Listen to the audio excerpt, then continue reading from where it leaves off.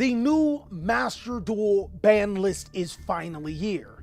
And today, big dogs, me and chat, we're going to be going over it, or should I say chat and I, and we're going to be discussing how impactful this banlist will be.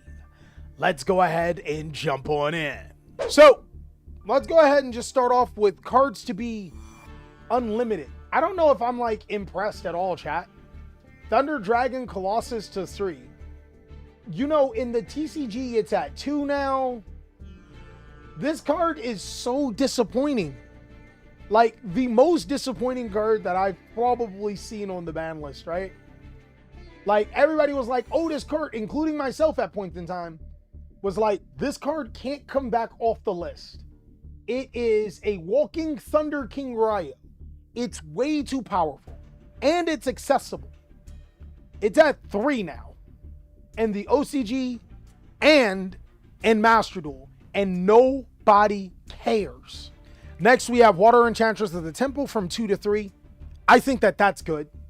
I genuinely think that those are one of those hits that happened in a particular time when the deck was a little bit too strong. But now that it's coming to 3, I think that it's fair. Quick question, guys. Is Prince's Meow Meow Mew off the ban list for Master Duel? I can't remember right now. It's at 1. I don't remember either. Next is Change of Heart. Change of Heart becoming to 3 is crazy, chat. It's at 3 in the OCG as well. This is so weird. It's just a crazy feeling to have one of the most powerful cards of all time, of our time, right? Being a card that you can use 3 of and have no implications. Snatch Steal is at 3 too. Which is just ridiculous, chat. We have a whole bunch of cards that can take your opponent's best cards, and it doesn't matter. Eradicator Epidemic Virus back to 3, guys. This is a little bit of the opposite of Change of Heart, Water Dragon, and Thunder Dragon Colossus, right? Eradicator Epidemic Virus was a card that everybody says is powerful. A little bit too powerful, right? But it doesn't do enough. It's so confusing because when you read the card, you're like, okay, this card should not exist. It's at 3 in the TCG as well as the OCG, I believe. And it doesn't ever do enough. Let me know what you guys think about Eradicator Epidemic Virus. It's a card that everybody thinks is powerful, but then we get into practice and we don't know. Next is Chaos Space to 3. Let's go, baby. Let's go. TCG needs to follow this, guys. They need to give us Chaos Space to 3. Free my boys Dragons so we can play Dragons, guys. Chaos Space to 3. Everybody's cooked, guys. Dragons to Masters. That's where we're going, guys. I'm not coping, Sparky. Dragons to Masters. Next, we have Kirin to 2. That's actually a reasonable hit for Snake Eyes.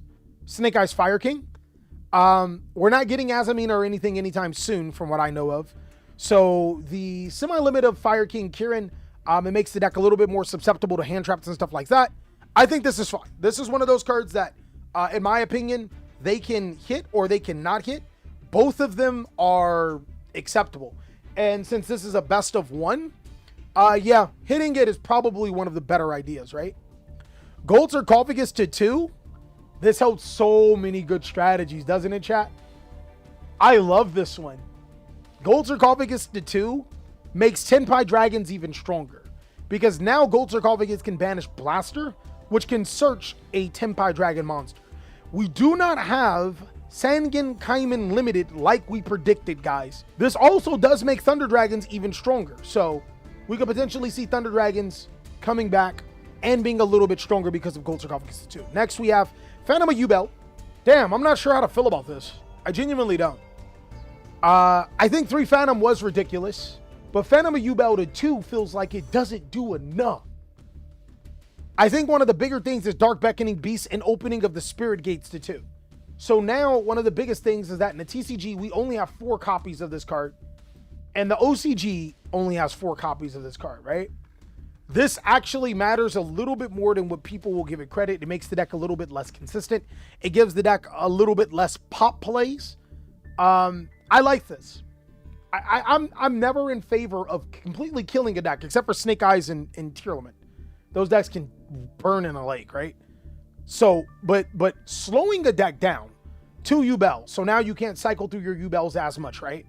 2 Dark Beckoning Beasts, 2 Opening of the Gates. It slows the deck down a little bit, right? Just gives it a little love tap before we have to go a little bit earlier. Snake Eyes Poplar to 1 is crazy. Fossil Dino Fachi Sapalo. Let's go. Let's go. Yes. This is the ban list we needed, guys. 100%. I freaking love it. Snake Eyes Poplar to 1. If you guys have been following Yu-Gi-Oh! And the TCG, Yu-Gi-Oh! Did similar Master Duel hits. They limited Snake Eyes Ash, but they also limited Snake Eyes Poplar. And limiting Snake Eyes Poplar has been one of the best things to happen for Yu-Gi-Oh! Because now you think, oh no, it's not going to do anything. And then you start playing decks that revolve around these decks, and then you start to realize it starts doing anything. Snake Eyes Pure is not going to be a very consequential deck. Fire King's still going to be pretty decent. It's going to be good. The Fossil Dino Apache Cephalo to 1 is crazy. I love it. I think that this is necessary for Master Duel because of stun players. And the biggest loser here is going to be stun players, which, I mean, nobody wants to play against stun guys. But to be fair, they'll Inspector Porter. They'll do stuff like that to make sure that their stun cards won't go to waste. So it's not the end of the world for stun players, but having a card like Fossil Dyna being limited definitely is a step in the right direction. Cards to be banned. We have wow.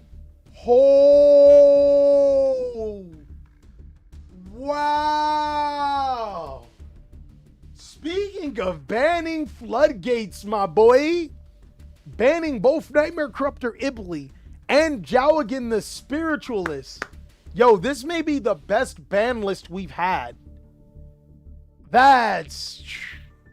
So Jowgen is, a lot of you, I see you say ban Sanctifier. So the problem here is that you can ban Sanctifier, but if you ban Sanctifier, you have to refund Ultra Rares. If you ban Jowgen, you don't have to refund Ultra Rares. That's all I'm saying. That's all I'm saying. And this is one of those things that Konami seems to do, right?